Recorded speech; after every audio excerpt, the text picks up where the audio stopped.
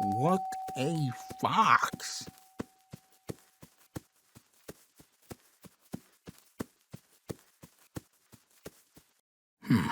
What? Nice. Help?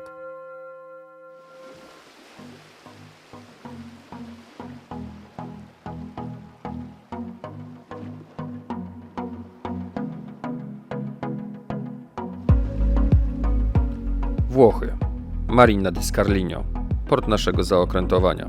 Po 15 godzinach drogi z Polski mamy ochotę tylko na szybkie zaokrętowanie, kolację przy winie i odpoczynek. Następnego dnia musimy ruszać na Elbę.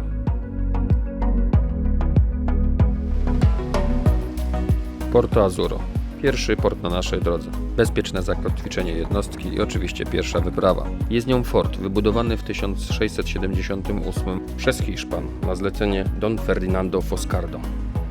Obecnie należy do marynarki wojennej, gdyż na jej terenie znajduje się latarnia morska. Nie jest udostępniony dla zwiedzających.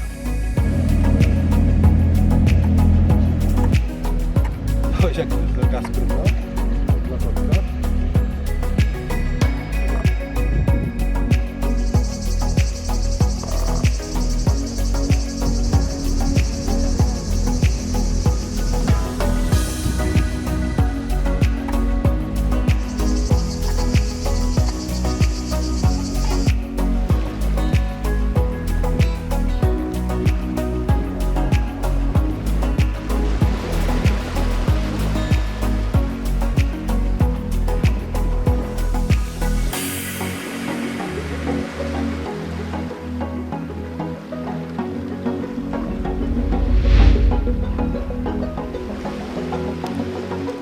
W związku z dużym ruchem turystycznym w okresie wakacyjnym ciężko o znalezienie miejsca w marinie, dlatego zatrzymaliśmy się na kotwicowisku.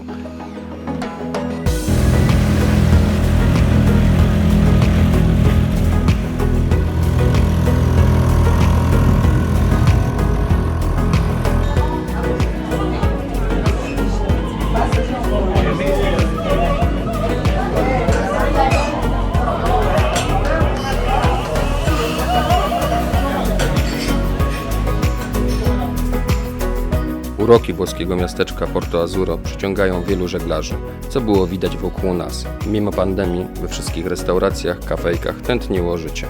My również mieliśmy okazję spróbować wybornych owoców morza w tutejszej restauracji.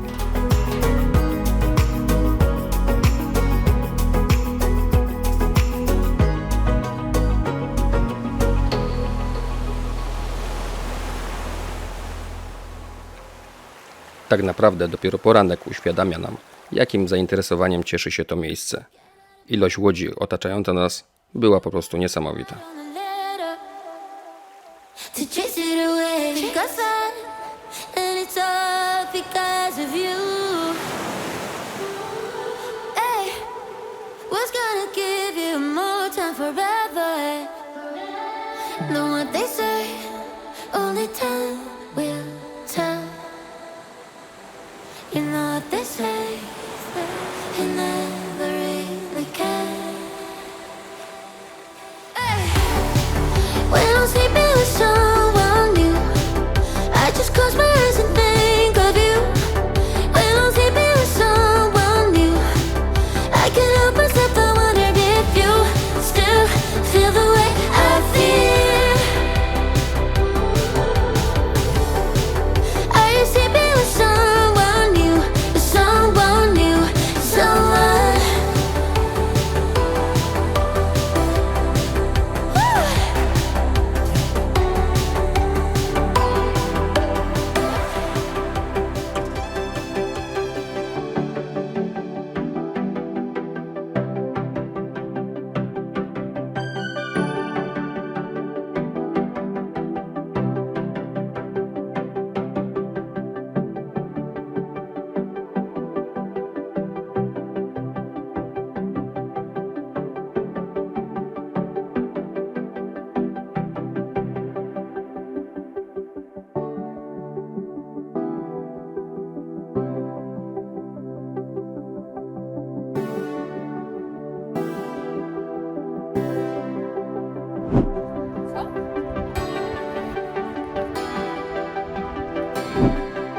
Na następnym etapie naszej podróży postanowiliśmy skorzystać ze sprzyjającego nam wiatru i opuścić na chwileczkę wyspę Elbę, aby udać się na sąsiadującą z nią wyspę Capraia.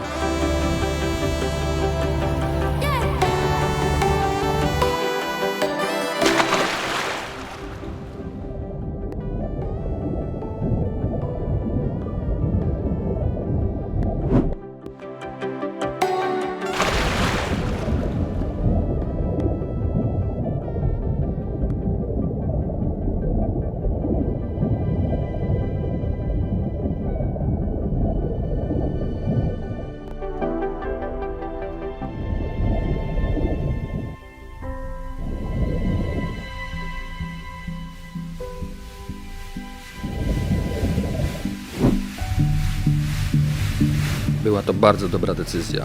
Malownicza zatoczka wyspy Capraia dostarczyła nam uciechy na całe popołudnie.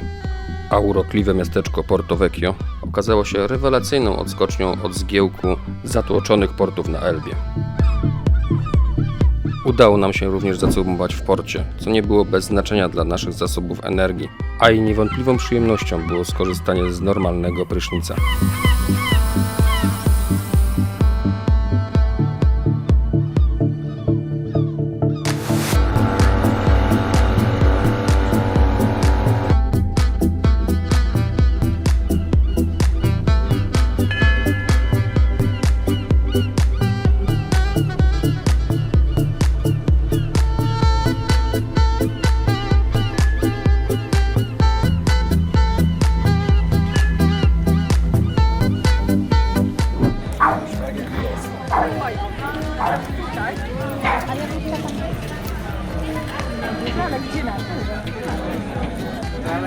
Albo tam idziemy, albo... Ja to nie zapomnę. Po parunastu godzinach spędzonych na łodzi, nawet wśród naszych najmłodszych załogantów, spacer cieszył się dużym zainteresowaniem. Oczywiście już tradycyjnym naszym celem została latarnia morska.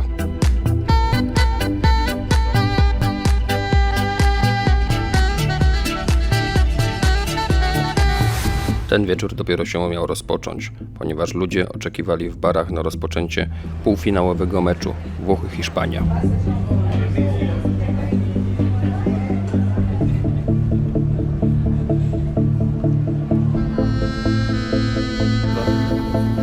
Pomimo iż w głowie jeszcze szumiały skutki poprzedniej nocy, musieliśmy z samego rana wyruszyć. Do przepłynięcia mieliśmy 21 mil morskich. Drogi powrotnej na Elbę.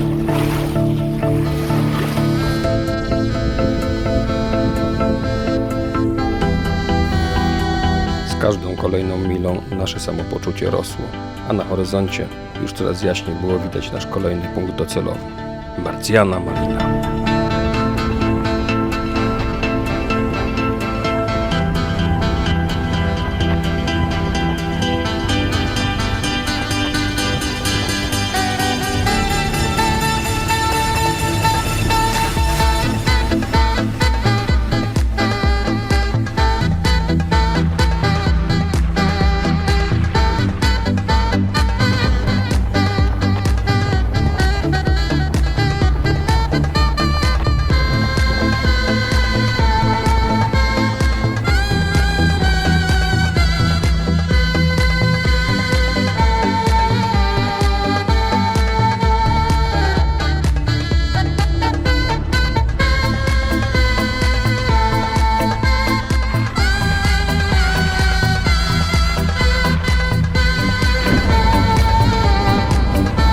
W pełni wykorzystując wolny czas w naszym rejsie, postanowiliśmy w bardzo komfortowy sposób zdobyć najwyższy szczyt zarówno Elby, jak i całej Toskanii, a mianowicie Monte Capana. Góra mierzy sobie 1019 metrów nad poziomem morza.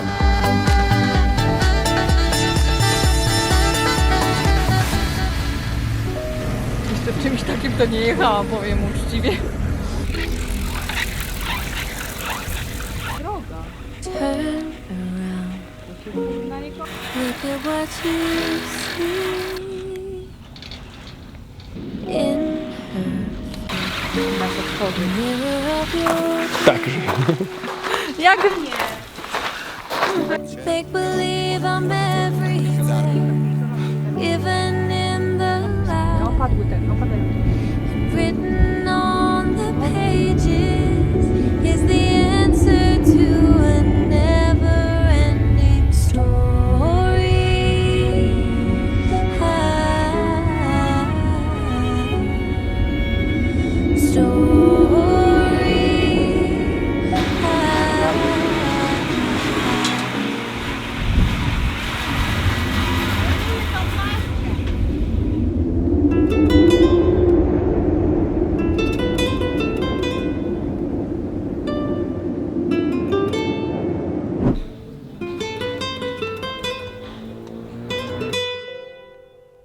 Odważną decyzją po zjechaniu z góry było piesze przejście do sąsiedniej wioski.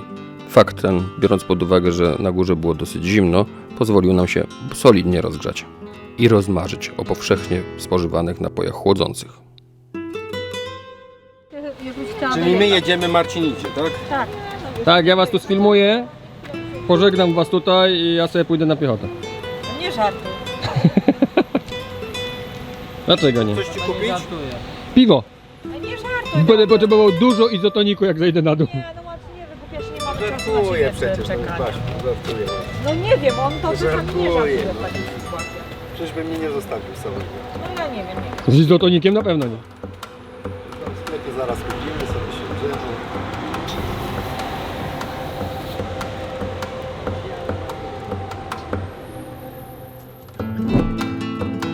Uzupełnienie niezbędnych elektrolitów pozwoliło nam na wyruszenie w dalszą drogę.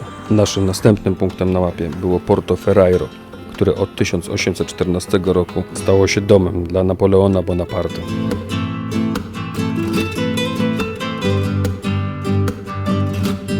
Szybkie parkowanie przyboi i udajemy się na zwiedzanie willi Napoleona, która znajduje się tuż przy porcie.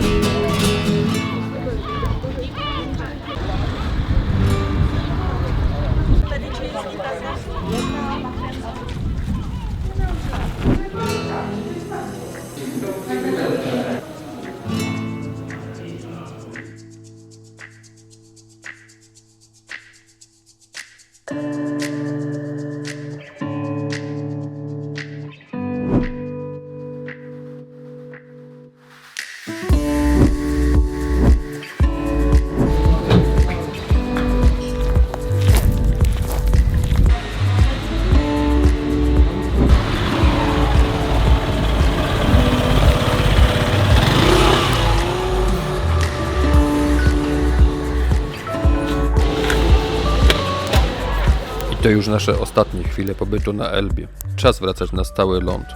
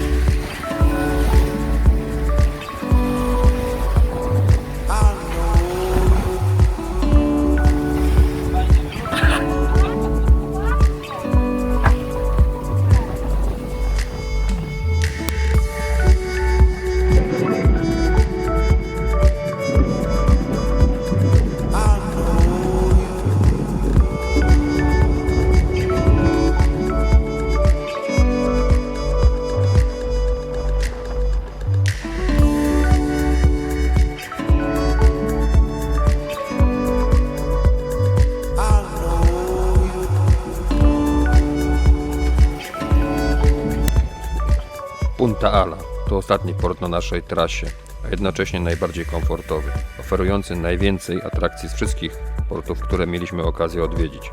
Stąd ruszamy do Anconu, po drugiej stronie Włoch.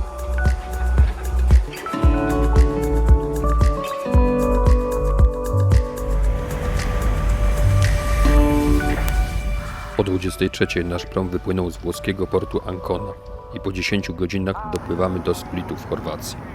Stąd pozostaje nam już tylko 40 km do Marusici, gdzie spędzimy następny tydzień na leżakowaniu.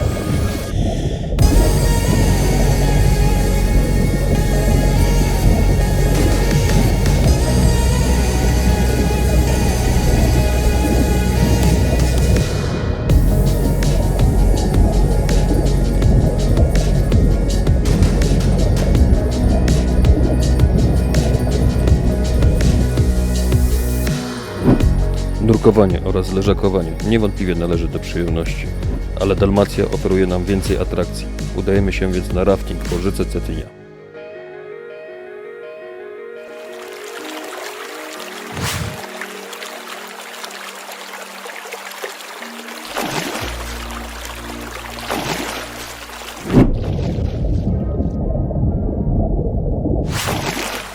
Cetina to najdłuższa rzeka krasowa w Chorwacji.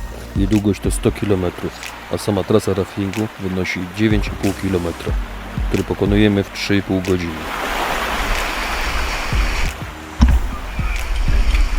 Stop! Lewo stój! Lewa do tyłu! Lewa do tyłu! Podaj kamerę! Daj kurwa! Siwa! Wszyscy do przodu! Wszyscy do przodu!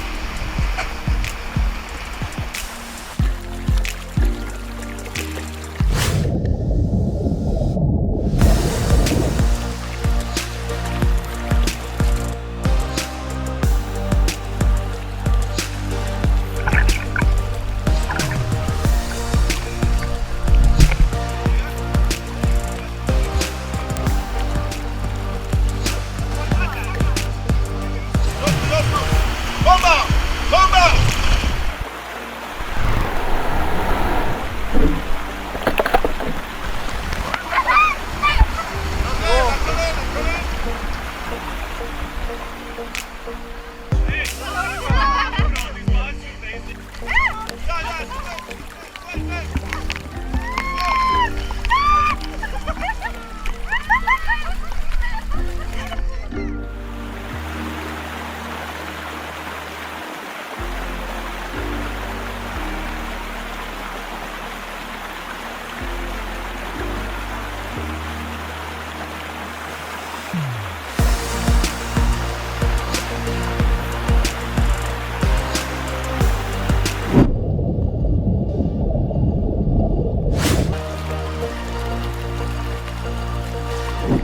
Koniec naszej wakacyjnej przygody spędzamy już tylko na korzystaniu z uroków nadmorskich miejscowości, takich jak Omiś, ujścia rzeki Cetynia lub Baśka Woda, bardziej wysuniętego na południe.